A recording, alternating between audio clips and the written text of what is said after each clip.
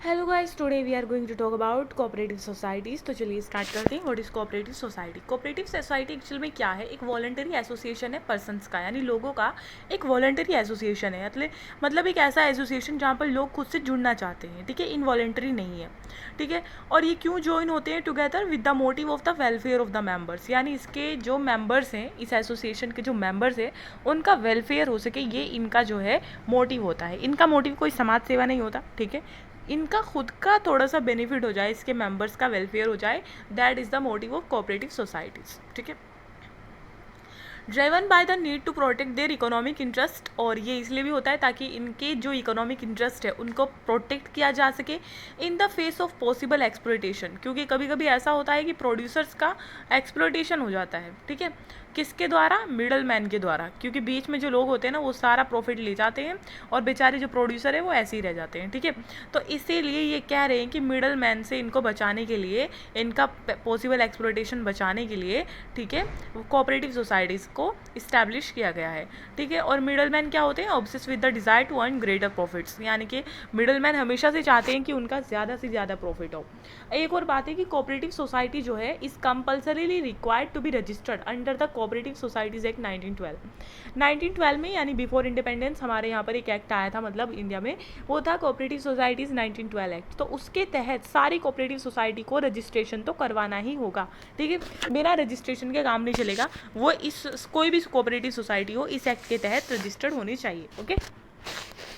कितने टाइप की cooperative societies होती है? देखो भाई, एक तो होती है प्रोड्यूसर कोऑपरेटिव सोसाइटी, यानी कि प्रोड्यूसर मिलके करते हैं। एक होती है मार्केटिंग कोऑपरेटिव सोसाइटी, जिसमें सारे मार्केटिंग वाले मेंबर्स रहते हैं।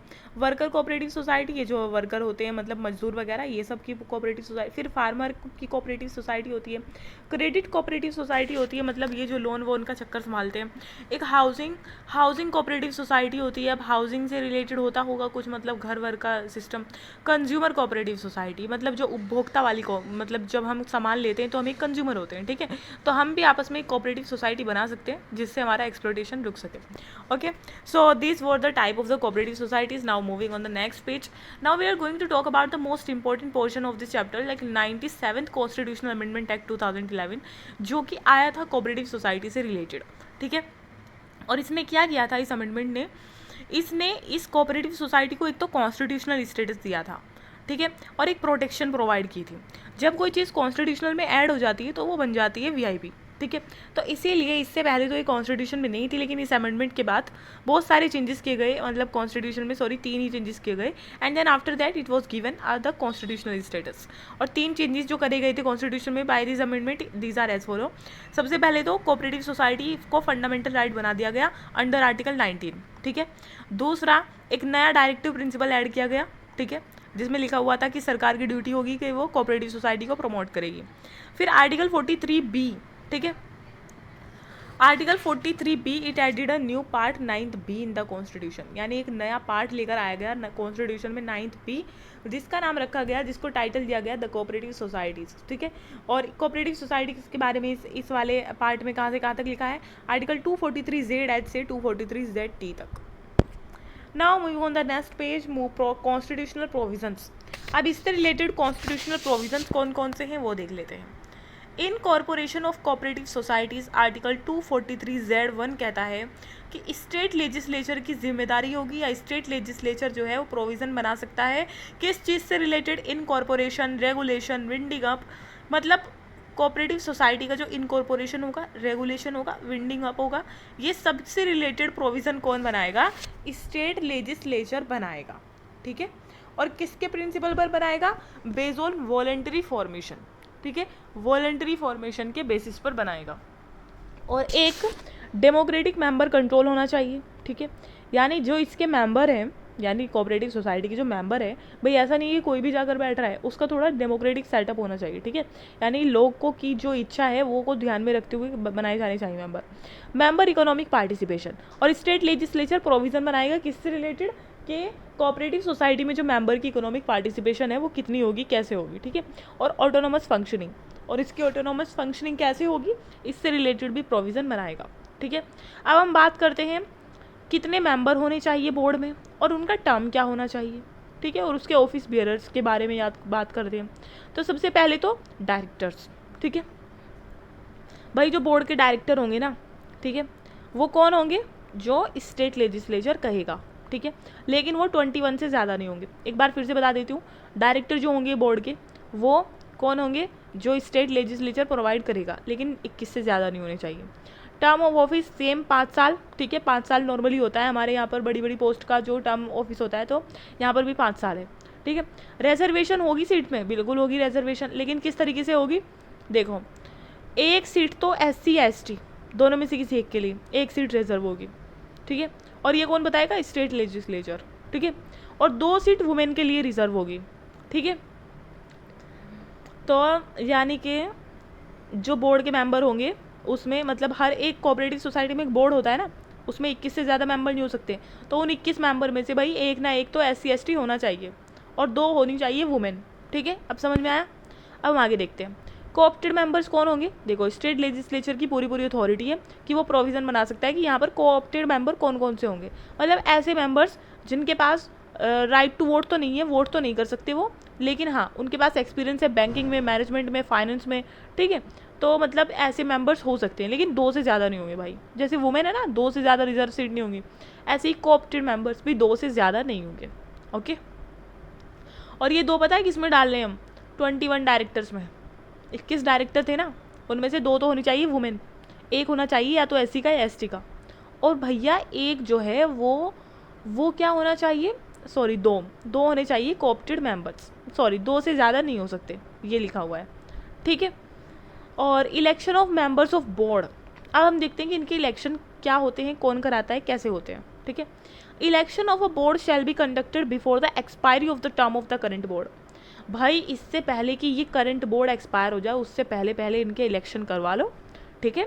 और किससे करवाओगे, by such body as may be provided by the state legislature, जिसको स्टेट लेजिस्लेचर कह दे उससे। अगर स्टेट लेजिस्लेचर, ठीक है, स्टेट वाले इलेक्शन कमीशन को कह दे कि भैया, सॉरी चीफ इलेक्शन कमिश्नर को कह दे कि तुम कराओ कोऑपरेटिव सोसाइटी के इलेक्शन, तो वो कराएंगे, किसी और बॉडी को कह दे तो वो करा देंगे, ठीक है। सो दैट्स व्हाट कि मतलब स्टेट लेजिस्लेचर जो भी प्रोवाइड करेगा उस वही इलेक्शन करा देगा इनके, ठीक है। और जो सुपरिंटेंडेंस होगी, डायरेक्शन होगी, कंट्रोल होगी, सारी प्रिपरेशन ऑफ इलेक्टोरल रोल्स के, मतलब क्या क्या करना है, कहाँ कहाँ होना है, ठीक है, तो वो भी वो बॉडी करेगी जो कि मतलब स्टेट लेजिस्लेचर प्रोवाइड करा दे, ठीक है। तो मतलब स्टेट लेजिस्लेचर जिसे कह दे कि भाई तुम करा दो इलेक्शन, तुम कर लो पूरा मैनेज इलेक्टोरल रोल वगैरह का, ठीक है, तो मतलब वो बॉडी करा सकती है। अब आगे करते हैं, supersession and suspension of board and interim management. मतलब ये है कि देखो हम कब किसी बोर्ड को सस्पेंड कर सकते हैं, ठीक है।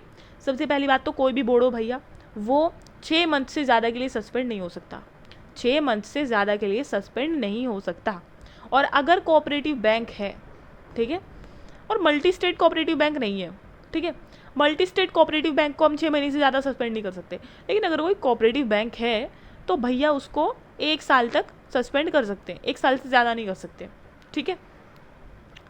और भैया वो कौन कौन सी ग्राउंड है जिसके चक्कर में ये सुपरसीड या फिर हम कह सकते हैं कि सस्पेंड हो सकता है, तो ऐसे बहुत सारे ग्राउंड्स हैं जो यहाँ पर दिखे हुए हैं। एक तो ये परसिस्टेंट डिफॉल्ट कर रहा हो, नेग्लिजेंस आ रही हो परफॉर्मेंस ऑफ इट्स ड्यूटीज़, ठीक है, मतलब अपनी ड्यूटीज़ को ढंग से ना निभा रहा हो।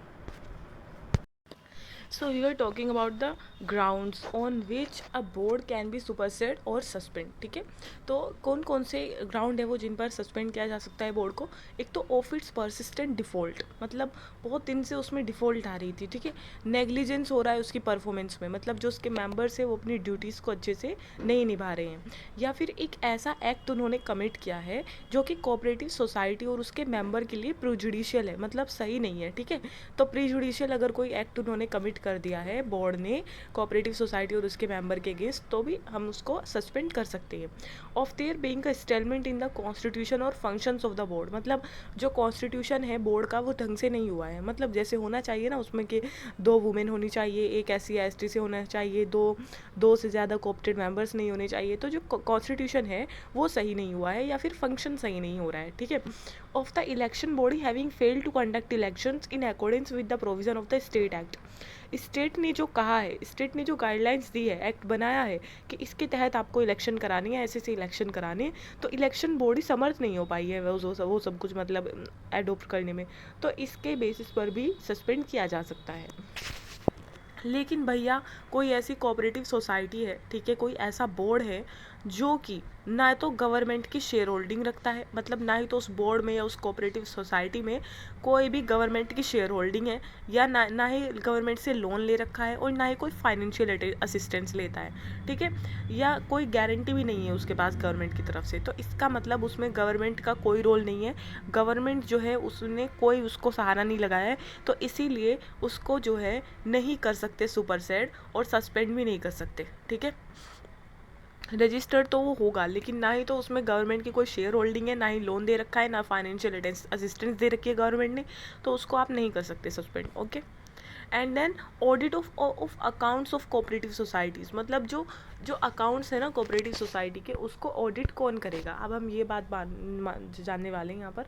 देखो, स्टेट लेजिस्लेचर प्रोविज़न बनाएगा, ठीक है, maintenance and auditing of account, ठीक है, प्रोविज़न बनाएगा कि कैसे मेंटेन करना है, ऑडिट करना है अकाउंट्स को कोऑपरेटिव सोसाइटी के, ठीक है, और कितने टाइम पीरियड में, जब पूरा मतलब फाइनेंशियल ईयर पूरा होने लग रहा हो, 1 साल पूरा होने लग रहा हो, उसके 6 मंथ, ठीक है, 6 महीने के अंदर अंदर, 6 महीने बचे हैं साल को पूरा होने में, तो उन 6 महीनों के अंदर अंदर ऑडिट हो जाना चाहिए, ठीक है, और कम से कम 1 साल में 1 बार तो होना ही चाहिए, ठीक है।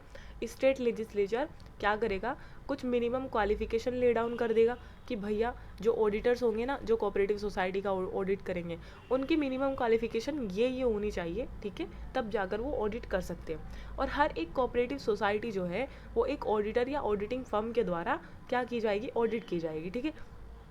कोई ऑडिटर हो सकता है, कोई प्राइवेट ऑडिटर हो सकता है, और कोई ऑडिटिंग फर्म भी हो सकती है, लेकिन उनको बशर्ते ये है कि उन्हें उन गाइडलाइंस जो कि प्रोविज़न दिए हैं स्टेट लेजिस्लेचर ने कि क्या क्वालिफिकेशन होनी चाहिए, क्या क्या चीज़ है, एक्सपीरियंस कितना होना चाहिए, वो सब उसको पूरा कर रहे हों, ठीक है, तब जाकर वो कर सकते हैं। और ये किसके द्वारा अपॉइंट किए जाते हैं, bye general body of the cooperative society, ठीक है। सारे प्रोविज़न स्टेट के ध्यान में रखते हुए जो जनरल बॉडी होती है कोऑपरेटिव सोसाइटी की, वो इन ऑडिटर्स को अपॉइंट करती है, ठीक है। और ये जो ऑडिटर होते हैं ना, ये ऑडिटिंग फर्म होती है, ये किए जाएंगे अपॉइंटेड किसके द्वारा, एक पैनल, ठीक है, एक पैनल भी होगा। देखो, जनरल बॉडी जो है कोऑपरेटिव सोसाइटी की वो तो अपॉइंट करेगी, इसके अलावा एक पैनल होगा जो स्टेट लेजिस्लेचर बनाएगा, ठीक है। ये जो स्टेट लेजिस्लेचर का पैनल है, जिसको स्टेट लेजिस्लेचर ने अपॉइंट किया है, ठीक है, और इसको sorry not state legislature, state government, ठीक है, ये अपॉइंटेड किया है, ठीक है, स्टेट गवर्नमेंट ने, ठीक है, ये पैनल अप्रूव किया गया है। सॉरी स्टार्टिंग से बात करते हैं। ये जो ऑडिटर है या ऑडिटिंग फर्म है, वो उसे कौन अपॉइंट करेगा, एक बार तो जनरल बॉडी करेगी कोऑपरेटिव सोसाइटी की, और एक बार जो है एक पैनल भी अपॉइंट करेगा, ठीक है। और ये पैनल क्या है, ये पैनल एक्चुअल में अप्रूव हो रखा है स्टेट गवर्नमेंट से, यानी स्टेट गवर्नमेंट ने इस पैनल को अप्रूव कर रखा है, और ये अपॉइंट करेगा ऑडिटर को या ऑडिटिंग फर्म को, ठीक है। या भाई अगर ये पैनल ना हो अप्रूव स्टेट गवर्नमेंट की तरफ से, तो कोई और बॉडी हो सकती है जिसे स्टेट गवर्नमेंट ने इस काम के लिए ऑथराइज किया हो, ठीक है। अब जो ऑडिट रिपोर्ट होगी अकाउंट्स की of N apex cooperative society, उसको स्टेट लेजिस्लेचर के सामने रखा जाएगा। जो ऑडिट रिपोर्ट है, जो ऑडिट किया गया है उसका अकाउंट, वो सारी रिपोर्ट स्टेट लेजिस्लेचर के सामने जाएगी, ठीक है। कन्वेनिंग ऑफ जनरल बॉडी मीटिंग्स, देखो जो कोऑपरेटिव सोसाइटी की जनरल बॉडी है उसकी मीटिंग्स भी तो होनी चाहिए टाइम टू टाइम, है ना। तो स्टेट लेजिस्लेचर प्रोवाइड करेगा कि एनुअल जनरल बॉडी मीटिंग जो है कोऑपरेटिव सोसाइटी की होनी चाहिए। कौन कौन मतलब प्रोवाइड करेगा, ये स्टेट लेजिस्लेचर। और ये जो मीटिंग है, ठीक है, जैसे 6 महीने रह गए साल का पूरा होने में, तो इन 6 महीनों के अंदर अंदर हो जानी चाहिए, मतलब 1 साल में 1 बार तो होनी ही चाहिए ये मीटिंग, ठीक है। Right of a member to get information, ये भी है भाई देखो जितने भी कोऑपरेटिव सोसाइटी के मेंबर होते हैं ना, उनको इन्फॉर्मेशन मिलती रहती है कि क्या चल रहा है कोऑपरेटिव सोसाइटी में, ठीक है। और ये कौन इंश्योर करता है, स्टेट लेजिस्लेचर, ठीक है। तो स्टेट लेजिस्लेचर ये प्रोवाइड करती है कि सारे मेंबर्स को कोऑपरेटिव सोसाइटी के बुक्स मिले, इन्फॉर्मेशन मिले, अकाउंट्स मिले, ठीक है, ऑफ द कोऑपरेटिव सोसाइटी। और ये ऐसे भी इन मतलब प्रोविज़न बना सकती है कि मेंबर्स का पार्टिसिपेशन कैसे होगा मैनेजमेंट में, कोऑपरेटिव सोसाइटी के मैनेजमेंट में मेंबर्स का पार्टिसिपेशन कैसे बढ़ा सकते हैं या कैसे होगा, ठीक है। ये भी क्या करेगी, स्टेट लेजिस्लेचर प्रोवाइड करेगी। और ये भी प्रोवाइड कर सकती है कि हर एक कोऑपरेटिव सोसाइटी के मेंबर्स को एजुकेशन ऑन ट्रेनिंग दी जाए, ठीक है। एजुकेशन और ट्रेनिंग का भी यहाँ पर ये प्रोवाइड करती है, कौन, state legislature. And then returns की अगर हम बात करें, रिटर्न्स होते हैं अपनी रिपोर्ट वगैरह मतलब सबमिट करनी। तो हर एक कोऑपरेटिव सोसाइटी को अपने कुछ रिटर्न्स फाइल करने होंगे, ठीक है। कैसे कैसे, मतलब जैसे साल पूरा होने लग रहा है तो उसके 6 महीने बचे हैं, तो 6 महीने के अंदर अंदर यहाँ पर बहुत सारी चीज़ें आती हैं जो इस तरह की है। मतलब जनरल बॉडी मीटिंग होगी वो 6 महीने के अंदर अंदर, जो ऑडिट होगा वो 6 महीने के अंदर अंदर लास्ट के, और रिटर्न्स भी लास्ट के 6 महीने के अंदर अंदर, ठीक है। टू द अथॉरिटी डेजिग्नेट, देखो, और ये रिटर्न्स किसको सबमिट करेगी, ये कोऑपरेटिव सोसाइटी जो रिटर्न्स फाइल करेगी वो किसके सामने करेगी भाई, या तो स्टेट गवर्नमेंट ने जो अथॉरिटी डेजिग्नेट की है उसके सामने करेगी, ठीक है। तो अथॉरिटी जो डेजिग्नेट की है स्टेट गवर्नमेंट ने उसके सामने रिटर्न्स फाइल करेगी, ठीक है। और इन रिटर्न्स में क्या क्या होगा, इसमें होगी एक तो annual report of its activities, जो एनुअल रिपोर्ट है उसकी एक्टिविटी की वो होगी, और ऑडिटेड स्टेटमेंट ऑफ अकाउंट्स, जो ऑडिट करके जो रिपोर्ट वगैरह आई है वो होगी। Plan for surplus disposal as approve by the general body of the cooperative society, ठीक है। मतलब सरप्लस जो है उसका डिस्पोजल, और किसके द्वारा अप्रूव क्या रखा है, जनरल बॉडी ने अप्रूव किया है जिसको, ठीक है। लिस्ट ऑफ अमेंडमेंट्स, जैसे कुछ सुधार करवाना चाहती है बाय लॉज में कोऑपरेटिव सोसाइटी तो वो भी, ठीक है। Declaration regarding date of holding of its general body meeting, इसमें डेक्लेरेशन होगी कि भैया मतलब इसकी जनरल बॉडी मीटिंग कब होने वाली है, उसकी डेक्लेरेशन होगी डेट की, ठीक है। और conduct of election when due, और इलेक्शन की भी डेट होगी। Any other information required by the registrar in pursuance of any of the provision of the state act, मतलब दूसरी कोई इन्फॉर्मेशन जो कि रजिस्ट्रार मांग ले, ठीक है, मतलब जो स्टेट एक्ट में लिखी हुई हो कि ये भी चाहिए होगा, तो वो सब भी वो प्रोवाइड कराएंगे रिटर्न्स में। अब है offences and penalties, yes of course यहाँ पर ऑफेंसेस के लिए पेनल्टीज़ भी लगती है। जैसे स्टेट लेजिस्लेचर प्रोवाइड कराता है ये भी कि भैया अगर आपने कोई ऑफेंस किया है, ठीक है, जो कि कोऑपरेटिव सोसाइटी से रिलेटेड है, तो उसके लिए आपको पेनल्टीज़ देनी पड़ सकती है। और ये जो लॉ है, ठीक है, ये क्या करेगा, कमीशन और omission of the following acts as offence, या तो तुमने वो काम किया है या वो काम करने से, किसी काम करने से मना किया है जो कि काम करने के लिए दिया गया था। तो क्या क्या है उसमें, अगर किसी कोऑपरेटिव सोसाइटी ने जानबूझकर कोई फॉल्स रिटर्न दिया, झूठा रिटर्न दिया, या फिर फॉल्स इन्फॉर्मेशन फर्निश करी उस रिटर्न में, तब वो क्या होगा, उसको पेनल्टी लगेगी कोऑपरेटिव सोसाइटी। कोई पर्सन है जिसने कोई समन, रिक्विजिशन और ऑर्डर स्टेट एक्ट के अंडर में जो निकला था, इश्यू हुआ था, उसको डिसओबे किया, ठीक है। कोई भी पर्सन अगर ऐसा करता है, मतलब कोई समन को रिजेक्ट कर दिया, डिसओबे कर दिया, रिक्विजिशन को, ऑर्डर को, ठीक है, तो वो भी क्या होगा, पेनल्टी पे लगेगा। कोई भी एम्प्लॉयर, ठीक है, हु विदाउट सफिशिएंट कोज, बिना किसी सफिशिएंट कोज के कोऑपरेटिव सोसाइटी को, ठीक है, कोऑपरेटिव सोसाइटी को वो अमाउंट नहीं दे पाया जो कि उसके एम्प्लॉय से डिडक्ट हुआ था 14 दिन के अंदर अंदर, ठीक है। और फिर कोई भी ऑफिसर जो कि बुक्स, अकाउंट्स, डॉक्यूमेंट, रिकॉर्ड्स वगैरह जो उसको दिए गए थे इन्फॉर्मेशन के लिए, कैश, सिक्योरिटी और दूसरी प्रॉपर्टी जो कि कोऑपरेटिव सोसाइटी की है, उसे वापस नहीं कर पाया, उस पर भी पेनल्टी लगेगी, ठीक है। जैसे हम लाइब्रेरी से बुक लेकर आते हैं, फिर अगर बुक को टाइम पर ना दें तो फिर पेनल्टी लगती है, ठीक है। या फिर कोई पर्सन है उसने करप्ट प्रैक्टिसेस में इन्वॉल्व हो गया है, ठीक है, चाहे वो पहले हो इन्वॉल्व, चाहे बाद में हो, चाहे ड्यूरिंग हो, किसके, इलेक्शन के, election of the members of the board और ऑफिस बियरर्स, ठीक है। पहले, बाद में, ड्यूरिंग कुछ मैटर नहीं करता, अगर आप करप्ट प्रैक्टिसेस में इन्वॉल्व थे so you would be get penalties. Then application to multi state cooperative societies, बहुत सारे मल्टी स्टेट बैंक्स भी होते हैं, बहुत सारी मल्टी स्टेट कोऑपरेटिव सोसाइटीज़ भी होती है। तो भैया अगर मल्टी स्टेट कोऑपरेटिव सोसाइटी की बात होती है तो हम किसी एक स्टेट लेजिस्लेचर को या स्टेट गवर्नमेंट को उसकी अथॉरिटी नहीं देते। फिर बीच में पिक्चर में आती है स्टेट गवर्नमेंट की जगह आती है सेंट्रल गवर्नमेंट, यानी कि सेंट्रल गवर्नमेंट, और स्टेट एक्ट की जगह हो जाता है सेंट्रल एक्ट के तहत, मतलब जहाँ जहाँ हमने स्टेट एक्ट पढ़ा है ना वहाँ पर सेंट्रल एक्ट आ जाएगा, ठीक है। और स्टेट लेजिस्लेचर की जगह पार्लियामेंट, ठीक है। फिर सब कुछ यूनियन गवर्नमेंट जो है वो मतलब सब कुछ वो डिसाइड करती है। एप्लीकेशन टू यूटी, मतलब प्रेसिडेंट जो है, जैसे किसी ये कोऑपरेटिव सोसाइटी के जितने भी रूल है, लॉ है, ठीक है, ये सब किसी यूटी पर अप्लाई करनी है तो प्रेसिडेंट डायरेक्ट करेगा कि भैया कौन कौन से इस पार्ट के प्रोविज़न जो है वो किसी यूटी पर अप्लाई नहीं होंगे, और अगर होंगे तो कैसी की मतलब किसी मॉडिफिकेशन के साथ होंगे, ये सब, ठीक है। कॉन्टिन्यूएंस ऑफ एक्सिस्टिंग लॉज, ये बिल्कुल ऐसा ही जैसे पंचायती राज सिस्टम कि भैया जब तक 97th अमेंडमेंट एक्ट नहीं आया था 2011 का, ठीक है, तो उसके 1 साल के अंदर अंदर तुम्हारे कोऑपरेटिव सोसाइटी से रिलेटेड पिछले जो रूल्स थे वो सिर्फ 1 साल तक मान्य रहेंगे, उसके बाद आपको उन्हें चेंज करना होगा, ठीक है। मतलब आप जो है मतलब इसके अमेंडमेंट के 1 साल बाद जो है आप इन रूल्स को नहीं चला सकते अगर इनकंसिस्टेंट हुए वो, तो वो ठीक है। और तो मतलब ऐसे जल्दी जल्दी से अपने न्यू रूल बना लो जो कि इनकंसिस्टेंट नहीं है इस एक्ट के लिए।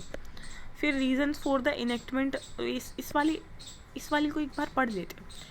Any provision of any law relating to cooperative societies in force in a state immediately before the commencement of the Constitution, 97th Amendment Act 2011, which is inconsistent with the provision of this part, shall continue to be in force until amended or repealed, or until the expiration of the 1 year from such amendments, whichever is less. So तमन्ना, तुम्हें क्या करनी है कि ये statement बार बार पढ़ लेनी है, हो सकता है इससे क्वेश्चन बन जाए और तुम वर्ड्स में धोखा खा जाओ।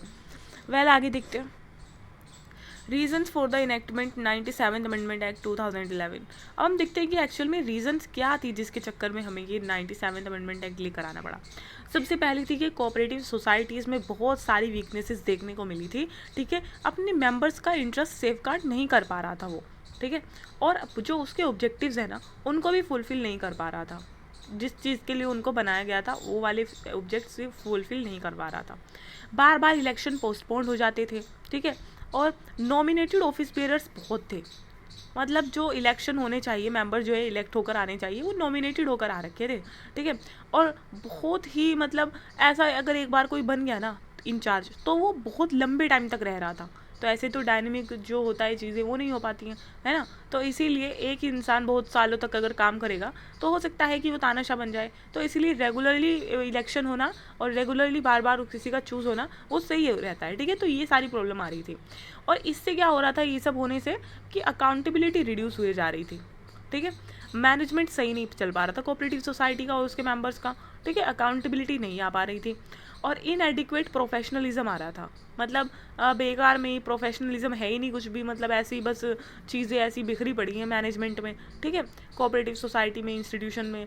तो ये इससे क्या हुआ, जब इनएडिक्वेट प्रोफेशनलिज्म आया तो पुअर सर्विसेज आने लगी और लो प्रोडक्टिविटी होने लगी। भाई जाहिर सी बात है कहीं पर वो नहीं होगी, मतलब चीज़ें सही नहीं होगी तो लो प्रोडक्टिविटी तो आएगी। There was a need to initiate fundamental reforms to revitalise this institution, और इसीलिए एक फंडामेंटल रिफॉर्म की ज़रूरत थी जो कि इस इंस्टीट्यूशन को रिवाइटलाइज कर सके, ठीक है, और क्या इंश्योर करने के लिए, ताकि उनका कॉन्ट्रीब्यूशन हो इकोनॉमिक डेवलपमेंट में कंट्री के, ठीक है, और जो मेंबर्स है उसके इंटरेस्ट को वो सर्व कर पाएँ, ठीक है, पब्लिक को सर्व कर पाएँ लार्ज लेवल पर, ठीक है, और उनकी ऑटोनॉमी हो, डेमोक्रेटिक फंक्शनिंग हो उनकी, और उनके प्रोफेशनल मैनेजमेंट हो, ये सब के लिए 97th अमेंडमेंट एक्ट को लाना बहुत ही ज़रूरी हो गया था, ठीक है। और दूसरा रीज़न था कोऑपरेटिव सोसाइटी जो है ना, ये रीज़न नहीं है, सॉरी, बस एक बात है कि कोऑपरेटिव सोसाइटी जो है वो 32 एंट्री में लिखी हुई है स्टेट लिस्ट की, ठीक है। 7th शेड्यूल क्या करता है, लिस्ट देता है कि ये फेडरल लिस्ट है, ये स्टेट लिस्ट है, तो भैया जो मतलब कोऑपरेटिव सोसाइटी का जो सब्जेक्ट है वो स्टेट लिस्ट में मेंशन है कॉन्स्टिट्यूशन के, ठीक है, और इसीलिए स्टेट लेजिस्लेचर को ही सारी जिम्मेदारी दे रखी है सारे मतलब लॉज वगैरह पास करने की इस चक्कर में, ठीक है। In spite of considerable expansion of cooperative societies, मतलब इतना ज़्यादा एक्सपेंशन हो गया था कोऑपरेटिव सोसाइटीज़ का, लेकिन उनकी जो परफॉर्मेंस थी क्वालिटेटिव टर्म्स में, मतलब उनकी परफॉर्मेंस में क्वालिटी नहीं आ पा रही थी डिज़ायर्ड लेवल तक, है ना। तो इसीलिए कोऑपरेटिव सोसाइटीज़ में एक्ट्स में स्टेट्स के रिफॉर्म करने की ज़रूरत हुई, ठीक है। Consultations with the state government have been held at several locations, ऐसा नहीं है कि स्टेट गवर्नमेंट के साथ कंसल्टेशन नहीं हुई इस मौके के ऊपर, इस चीज़ के ऊपर, ठीक है। और मतलब in the conference of state cooperative ministers, बहुत सारे कोऑपरेटिव मिनिस्टर के साथ भी कॉन्फ्रेंस हुई है, तो इसीलिए बहुत ही स्ट्रॉन्ग नीड फील की गई कि इस चीज़ के लिए कि कॉन्स्टिट्यूशन को अमेंड करा जाना चाहिए और कोऑपरेटिव सोसाइटीज़ को अननेसेसरी आउटसाइड इंटरफेरेंस से मुक्त रखना चाहिए, ठीक है, अवे रखना रखना चाहिए, ठीक है, आउटसाइड इंटरफेरेंस नहीं होना चाहिए, और उनकी ऑटोनोमस ऑर्गेनाइजेशनल सेटअप जो है वो भी इंश्योर करना चाहिए, और डेमोक्रेटिक फंक्शनिंग भी उनकी इंश्योर होनी चाहिए। सो दैट वॉज ऑल, और with a view to bring the necessary reforms, और भाई ये नेसेसरी रिफॉर्म्स लाने के लिए इनकॉर्पोरेट करना पड़ा एक नए पार्ट को कॉन्स्टिट्यूशन में, ठीक है, ताकि कुछ सर्टेन प्रोविजंस प्रोवाइड किए जा सके, ठीक है। और जैसे कि वो जो है ना, क्या क्या प्रोवाइड करने के लिए, ताकि कोऑपरेटिव सोसाइटीज़ को डेमोक्रेटिक, ऑटोनोमस और प्रोफेशनल फंक्शनिंग प्रोवाइड की जा सके। तो इसके लिए एक नया पार्ट जो है उसमें ऐड करना पड़ा, जो था 9th बी। और ये एक्सपेक्ट किया गया कि ये जो प्रोविजंस है ना, ये सिर्फ ऑटोनोमस और डेमोक्रेटिक फंक्शनिंग ही कोऑपरेटिव सोसाइटीज़ की इंश्योर नहीं करेंगे, बल्कि उसके साथ साथ मैनेजमेंट में अकाउंटेबिलिटी आएगी, ठीक है। और उसके साथ साथ जो है डेटरेंस होगा for violation of the provision of the law, मतलब कोई जल्दी से जो है वायलेट नहीं कर पाएगा लॉ को, है ना। कॉन्स्टिट्यूशनल वैलिडिटी क्या है 97th अमेंडमेंट की? एक्चुअली इसके ऊपर बहुत सारी जजमेंट्स आ चुकी हैं, बहुत सारे सुप्रीम कोर्ट ने स्टेटमेंट्स दी है। तो चलिए देखिए, राजेंद्र शाह केस हुआ था 2013 में वर्सेस यूनियन ऑफ इंडिया। तो गुजरात हाई कोर्ट ने ये कहा था कि 97th कॉन्स्टिट्यूशनल अमेंडमेंट एक्ट, ठीक है, ने जो पार्ट 9th बी इंसर्ट किया है वो अल्ट्रा वायरस है कॉन्स्टिट्यूशन के, मतलब कॉन्स्टिट्यूशन से मेल नहीं खाता है, ठीक है। क्योंकि देखो भाई, अगर आप 9th बी करना चाहते हो, डालना चाहते हो, तो आपको half of the state legislature का रेटिफिकेशन चाहिए होता है। आर्टिकल 368 में 2 तरीके के अमेंडमेंट होते हैं, जानते हो ना। एक तो स्पेशल मेजोरिटी जो सिर्फ पार्लियामेंट से हो जाता है, और एक स्टेट का भी रेटिफिकेशन चाहिए होता है। स्टेट भी मतलब क्या कहते हैं, पार्टिसिपेट करते हैं, ठीक है। तो 50% की मेजोरिटी चाहिए होती है। तो भैया ये कह रहे हैं कि देखो, गुजरात हाई कोर्ट ने ये कहा राजेंद्र शाह केस में कि आपने इस तरीके से अब तो अमेंडमेंट नहीं किया है, जब आपने पार्ट 9th भी इंसर्ट किया था इसमें, क्या कहते हैं, कॉन्स्टिट्यूशन में, तो इसलिए अल्ट्रा वायरस है, ठीक है। लेकिन कोर्ट ने ये भी कहा था कि हम सिर्फ पार्ट 9th बी को कह रहे हैं, ठीक है, और इसके अलावा आपने जो फंडामेंटल राइट बनाए ना आर्टिकल 19 में, हम उसको कुछ नहीं कह रहे हैं। साथ साथ में आपने जो आर्टिकल 43 भी डाला है, मतलब डायरेक्ट टू प्रिंसिपल, हम उसको भी कुछ नहीं कह रहे हैं। ये दोनों ठीक है, लेकिन ये जो पार्ट 9th भी ऐड किया गया है ये गलत है, ठीक है, क्योंकि आपने लॉ सही नहीं बनाए हैं, कुछ इस तरीके का, जैसे स्टेट लेजिस्लेचर के ऊपर थोप दिया है एक तरीके से सारी चीज़ें। तो इसीलिए फिर 2021 में सुप्रीम कोर्ट ने, ठीक है, यूनियन ऑफ इंडिया से अपील ली, और एक अपील के ऊपर ये जजमेंट दिया कि देखो, गुजरात हाई कोर्ट ने जो कहा वो ठीक कहा कि आर्टिकल 368 अगर आप अमेंडमेंट कर ही रहे थे तो रेटिफिकेशन लेना चाहिए था स्टेट का, ठीक है, पार्ट 9th भी तब डालना चाहिए था। लेकिन गुजरात हाई कोर्ट ये नहीं कह सकता कि पूरा का पूरा पार्ट 9th भी ही गलत है, ठीक है, उसमें कुछ प्रोविज़न सही भी हैं। तो गुजरात हाई कोर्ट ने जो कहा सही कहा, लेकिन for the part that invalidated the entirety of part 9th B, आप पूरी की पूरी 9th बी को, मतलब एंटायरिटी को पूरा इनवैलिडेट नहीं कर सकते हो, ठीक है। एडिशनली ये भी कहा सुप्रीम कोर्ट ने कि जो पार्ट 9th बी है वो मल्टी स्टेट कोऑपरेटिव सोसाइटीज़ में भी एप्लीकेबल है, ठीक है। तो ये भी कहा सुप्रीम कोर्ट ने, within states and UT. देखो, multi state cooperative societies amendment भी लाया था 2022 में, ठीक है। देखो, मल्टी स्टेट कोऑपरेटिव सोसाइटीज़ के बारे में पता है ना कि सेंटर उसको एकदम से मतलब सब कुछ कंट्रोल करती है। तो लोकसभा में 2022 में ये बिल लेकर आया गया। How the bill benefit the cooperative societies, और कैसे उसका बेनिफिट होगा? एक तो ट्रांसपेरेंसी आएगी, प्रोफेशनलिज्म आएगा मल्टी स्टेट कोऑपरेटिव सोसाइटीज़ में, रिप्रेजेंटेशन बढ़ेगा वीकर और मार्जिनलाइज्ड सेक्शन का in the board of directors. Board membership जो है वो नॉन कॉम्प्लायंस के साथ जो है उसको रिजेक्ट कर दी जाएगी। जो नॉन कंप्लेंट वाले जो मेंबर्स हैं, मतलब जो रूल वगैरह को, गाइडलाइंस को नहीं कंप्लाई करते हैं अपनी लाइफ में, तो वो भी कैंसिल कर दिए जाएंगे उनकी मेंबरशिप, ठीक है। और जो ऑडिटर्स का अपॉइंटमेंट होगा, ठीक है, वो एक पैनल के द्वारा होगा, और पैनल जो है वो सेंट्रल गवर्नमेंट से, सेंट्रल रजिस्ट्रार से अप्रूव होगा, ठीक है। और इससे क्या आएगा, फाइनेंशियल ट्रांसपेरेंसी आएगी। और कोऑपरेटिव इन्फॉर्मेशन ऑफिसर जो है वो अपॉइंट किए जाएंगे to disseminate information to the members, ठीक है, ताकि वो मेंबर्स को मतलब इन्फॉर्मेशन पहुंचा सके, ठीक है। और मल्टी स्टेट कोऑपरेटिव सोसाइटीज़ के बारे में ये दूसरा वाला देखते हैं। 2022 में एक्चुअल में ये भी लाया था। और setting up of cooperative election authority, cooperative information officer, मतलब कोऑपरेटिव इलेक्शन अथॉरिटी एक तो सेटअप की जाएगी, फिर कोऑपरेटिव इन्फॉर्मेशन ऑफिसर जो कि इन्फॉर्मेशन प्रोवाइड करेगा सारे मेंबर्स को, कोऑपरेटिव ओम्बड्समैन, जी हाँ, ओम्बड्समैन आपको पता है ना, लोकपाल वगैरह, जो कि ये देखते हैं कि करप्शन तो नहीं है, तो वो भी यहाँ पर अपॉइंट किया जाएगा, ठीक है। और इलेक्शन अथॉरिटी मतलब have been propose, election authority जो है वो इंश्योर करेगी जो इलेक्शन है वो फ्री और फेयर हो, टाइमली मैनर में हो। कोऑपरेटिव ओम्बड्समैन जो है वो मैकेनिज्म प्रोवाइड करेगा for redressal of member grievances. किसी मेंबर को कोई प्रॉब्लम है तो वो उसकी सुनेगा, ठीक है। कोऑपरेटिव इंफॉर्मेशन ऑफिसर क्या करेगा, वो ट्रांसपेरेंसी को इन्हेंस करेगा, ठीक है।